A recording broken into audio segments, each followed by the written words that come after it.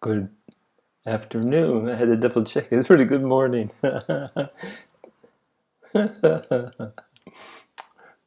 Be that as it may. Ever since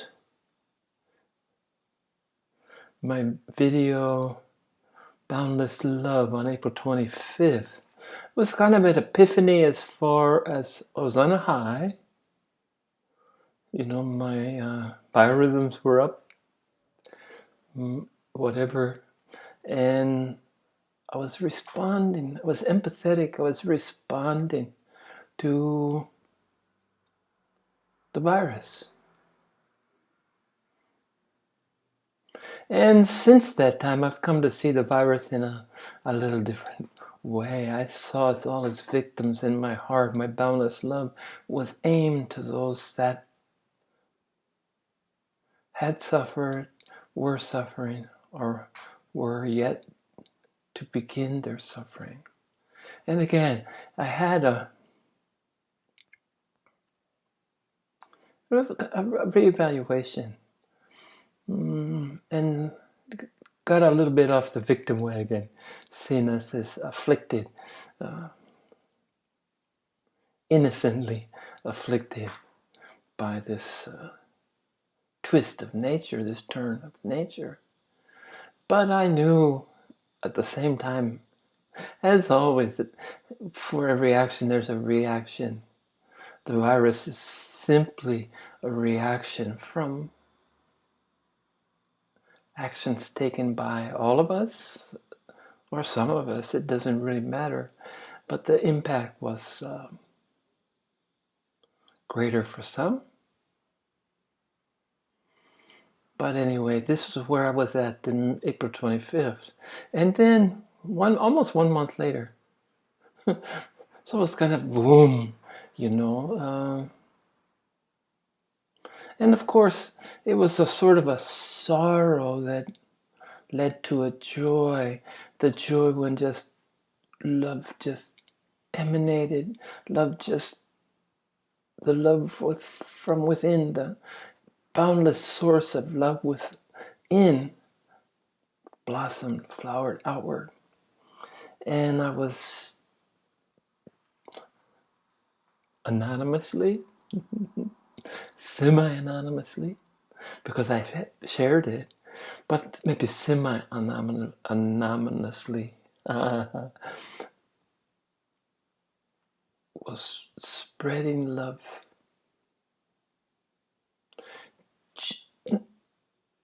just letting it flow. And then May 21st, my sharing was called Dark Skies. And my process sometimes settles on me, sometimes just comes upon me as the clouds on the horizon representing a coming storm.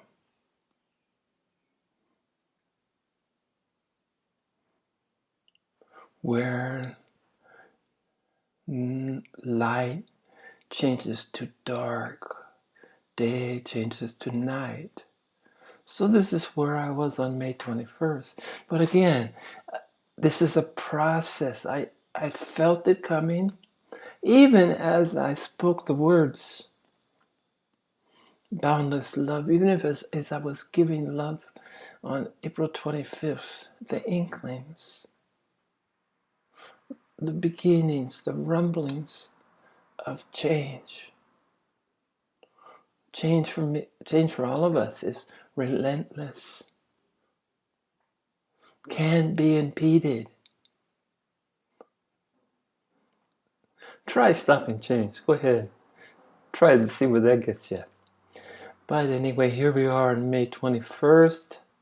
At that time, dark skies, and it was sort of as I was open, action and reaction, cause and effect, I was closing. Closing doesn't mean halting or stopping or even slowing down. It just entails a changing of focus, outer back to inner, as breathing in and breathing out. What's more basic than our breathing? But what's a better metaphor for life itself? The cycle, the alternation, the opposites, the pauses in between.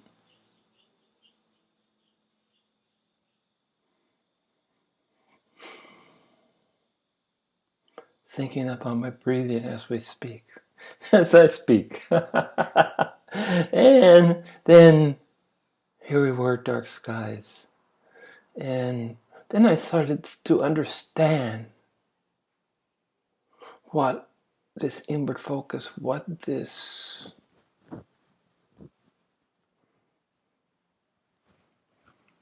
change in my process, what this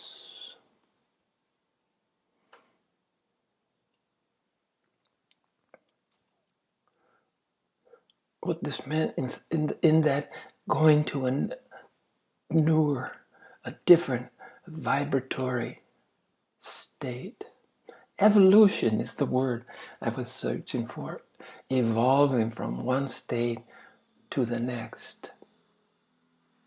And it took this inward. So then I expressed about the process, calling it awakened selfishness. And this seemed to hit home with a lot of people because I have more hits on this sharing than I have in quite some time.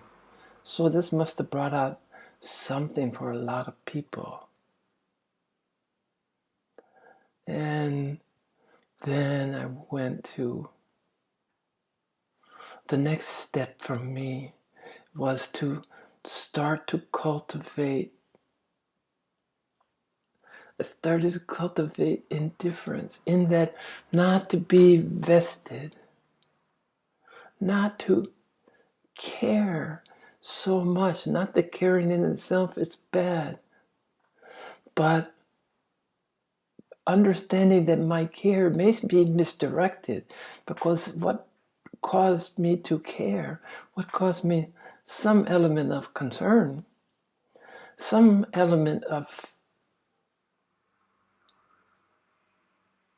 unpleasantness, discomfort, dismay. I'm talking on a general sense, the whole, everything around me. It became apparent that I was putting a value, I was putting my take on something that's way, way out of my control, beyond my purview, not in my job description, above my pay grade. Who was I to feel this concern, this care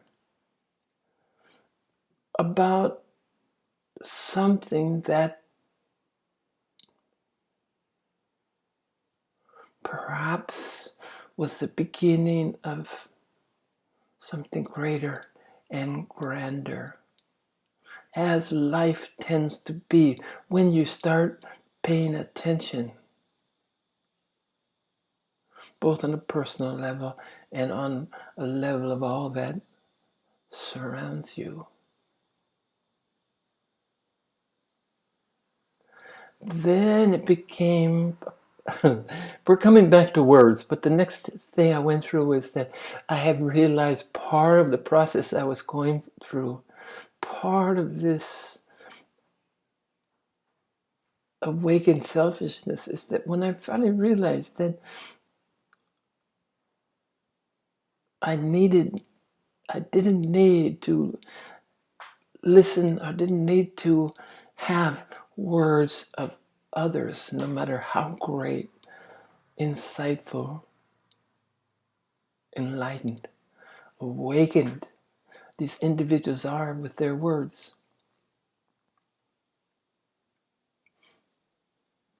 I needed to, now was the time as a mature Buddha, having reached my age of maturity, which is 48.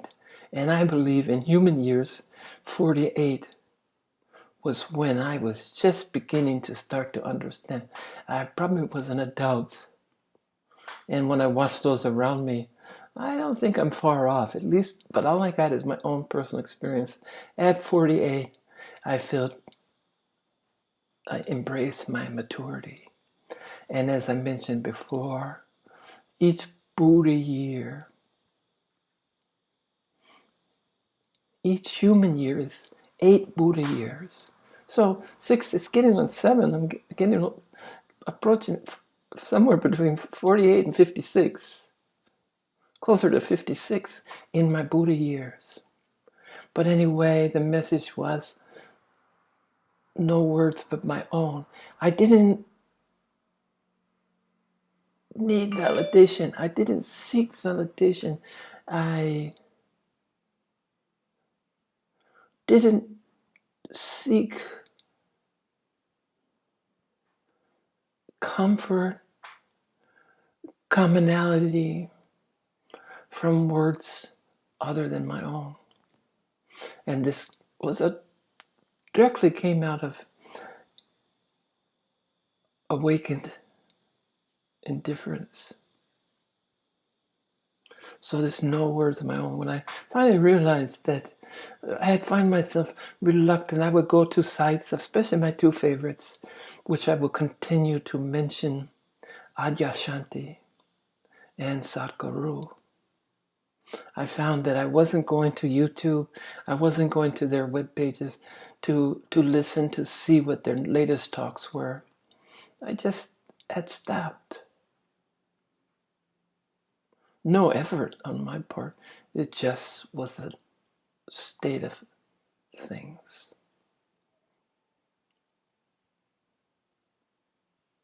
And then I immediately became removed from my own words and removed from everything, as I talked about sitting by the side of the river, river being the metaphor of life, spiritual life, life and death, cycles, the movement, the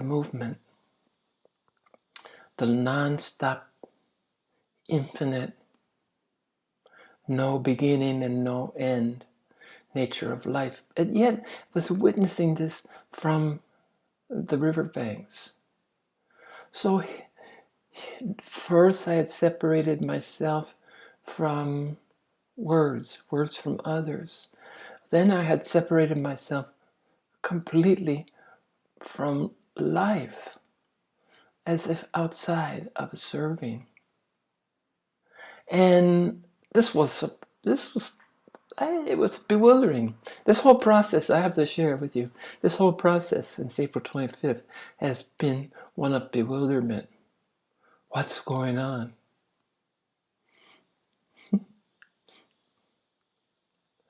But this separation, this apparent separation, because there is no separation, even death is only a temporary and it's an illusory separation.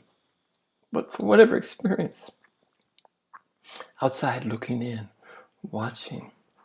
And a few days, I sat on that for a few days like I always do.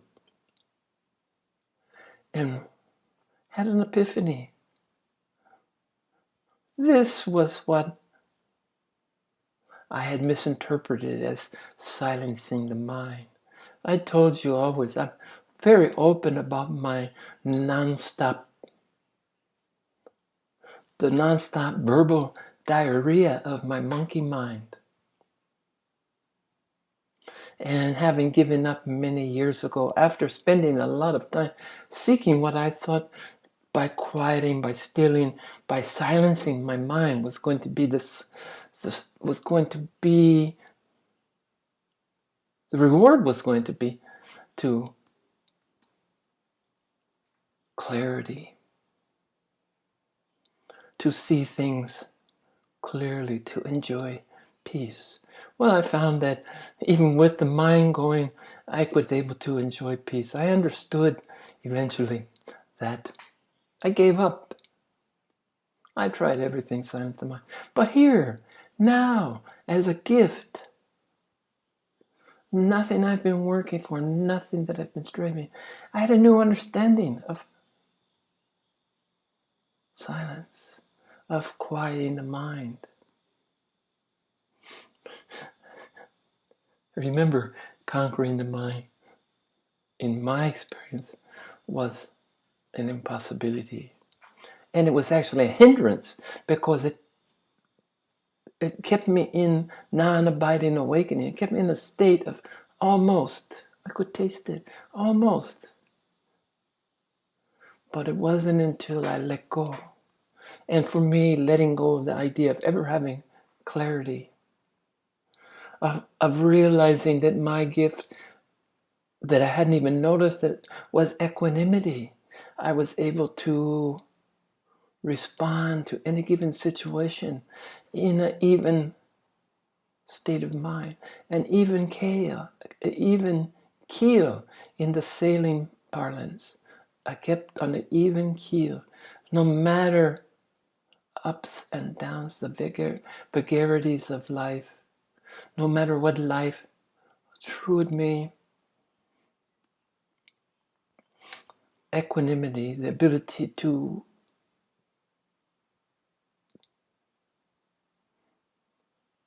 experience life, just to be here now. This was the gift that was mine for the efforts that, or was gifted to me, whatever. This was my gift. And I undervalued it and I started to really appreciate it. But somewhere, clarity. Where does it come from? Well, now, like everything else, it comes when it's time.